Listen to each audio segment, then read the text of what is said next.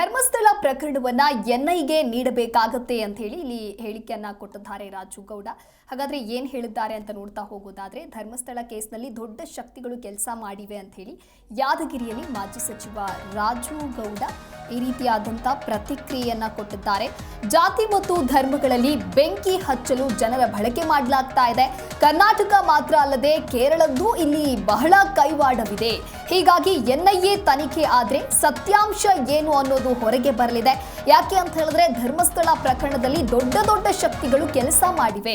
ಬಹಳ ಪ್ಲಾನ್ ಅನ್ನ ಮಾಡಿಕೊಂಡು ಕೆಲಸ ಮಾಡಿದ್ದಾರೆ. ವ್ಯವಸ್ಥಿತವಾಗಿ ಜಾತಿ ಧರ್ಮಗಳಲ್ಲಿ ಬೆಂಕಿ ಹಚ್ಚೋದಕ್ಕೆ ಎಲ್ಲ ಕೋಮಿನ ಜನರನ್ನ ಬಳಸಿಕೊಂಡಿದ್ದಾರೆ. ಕೇವಲ ಒಂದೇ ಕೋಮಿನ ಜನರನ್ನ ಇದರಲ್ಲಿ ಬಳಸಲಿಲ್ಲ, ಎಲ್ಲ ಕೋಮಿನ ಜನರನ್ನ ಕೂಡ ಬಳಕೆ ಮಾಡಿಕೊಂಡಿದ್ದಾರೆ. ಹೀಗಾಗಿ ಎನ್ಐಎ ತನಿಖೆ ಆಗಬೇಕು. ಎನ್ಐಎ ತನಿಖೆ ಆದ್ರೆ ಸತ್ಯಾಂಶ ಹೊರಗೆ ಬರಲಿದೆ ಅಂತ ಹೇಳಿ ಮಾಜಿ ಸಚಿವ ರಾಜು ಗೌಡ ಪ್ರತಿಕ್ರಿಯೆ ಕೊಟ್ಟಿದ್ದಾರೆ. ಇದು ಎನ್ಐಎ ಕೊಡಬೇಕಾಗ್ತದೆ.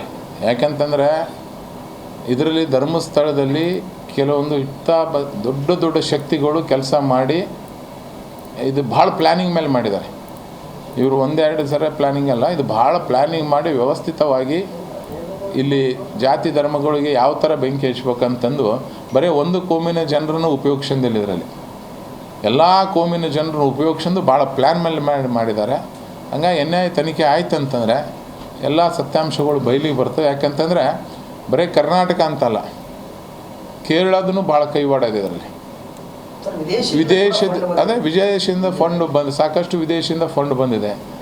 ಪ್ಲ್ಯಾನಿಂಗ್ ಪ್ರಕಾರ ನಾಳೆ ಏನೇನು ಮಾಡ್ಬೋದು ಅಂದರೆ, ಒಬ್ಬ ಮನುಷ್ಯ ಯಾವ ಥರ ಹೇಳಿಕೆ ಕೊಡ್ಬೋದು, ಅವ ಮತ್ತೆ ಚೇಂಜ್ ಆದರೆ ಏನು ಮಾಡ್ಬೋದು, ಅವು ಓಡೋದ್ರೆ ಏನು ಮಾಡ್ಬೋದು, ಅವ್ನು ಅರೆಸ್ಟ್ ಆದರೆ ಏನು ಮಾಡುವಂಥ ಅಡ್ವಾನ್ಸ್ ವೀಡಿಯೋಗಳು ಮಾಡ್ಕೊಂಡು ಇಟ್ಕೊಂಡಾರೆ. ಅಂದರೆ ಇದು ಎಷ್ಟು ಪ್ಲ್ಯಾನಿಂಗ್ ಇರ್ಬೋದು ಅಂತ ಲೆಕ್ಕ ಹಾಕ್ಯಾರೆ. ಆದ್ದರಿಂದ ಕೋಮು ಗಲಭೆ ಸೃಷ್ಟಿ ಮಾಡಿ ಆ ಭಾಗದಲ್ಲಿ, ಯಾಕಂದ್ರೆ ಅಲ್ಲಿ ಬಹಳ ಸೂಕ್ಷ್ಮ ಪ್ರದೇಶ ಇದು ಕೋಮು ವಿಷಯದಲ್ಲಿ. ಅದನ್ನು ಯಾವ ಥರನಾರು ಫಸ್ಟ್ ಬೇರೆ ಬೇರೆ ಬೇರೆ ಥರನ ಮಾಡಿದ್ರು. ಈಗ ಧರ್ಮಸ್ಥಳ ಮಂಜುನಾಥ್ ಅವರಿಗೆ ದೇವರಿಗೆ ಬೆನ್ನತ್ತಂತ ಕೆಲಸ ಮಾಡಿದ್ದಾರೆ. ಅವ್ರು ಯಾರಿಗೂ ಒಳ್ಳೇದಾಗಲ್ಲ. ಎನ್ಐಎ ತನಿಖೆ ಆಯ್ತು ಅಂದರೆ ಎಲ್ಲ ಹೊರಗೆ ಬರ್ತದೆ. ಈಗ ನೋಡಿ, SIT ತನಿಖೆ ಆದಮೇಲೆ ಭಾಳಷ್ಟು ಹೊರಗೆ ಬಂತು. ಈಗ ಅದೇ ಥರ ಎನ್ಐಎ ತನಿಖೆ ಆದರೆ ಭಾಳಷ್ಟು ಇನ್ನೂ ಹೊರಗೆ ಬರ್ತವೆ. SIT ಅವ್ರಿಗೆ ಬರೀ ಕರ್ನಾಟಕದಲ್ಲಿ ಅಷ್ಟೇ ಕೆಲಸ ಮಾಡೋಷ್ಟು ಒಂದು ಇದೆ.